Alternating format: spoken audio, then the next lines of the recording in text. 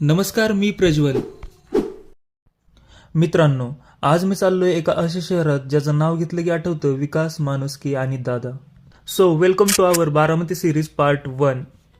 मी पोहोचताच माझा मित्र रोहित मला घ्यायला आला आणि आज आमचा प्रवास सुरू होतोय बारामतीच्या त्या ठिकाणापासून जिथे हजारो लोकांच्या डोळ्यात अश्रू होते आणि मनात एकच नाव, अजित आनंदराव पवार, म्हणजे आपल्या महाराष्ट्राचे लाडके दादा. त्या दिवशी बारामती थांबली होती फक्त एका माणसासाठी.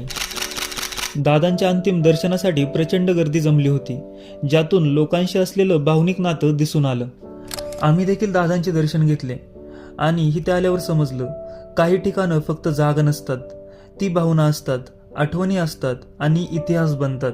आता आपण निघालोय त्या जागेवर जिथे इतिहासाने अचानक वळण घेतलं, म्हणजेच बारामती एअरपोर्ट. दिवस 28 जानेवारी. एक साधं उड्डाण आणि अचानक सगळं बदललं. क्षणभरात घडलेली घटना पण कायमची आठवण बनली. या अपघातात दादा आणि इतर 4 जणांनी आपलं आयुष्य गमावलं. याच ठिकाणी बारामतीने आपला हिरा गमावला.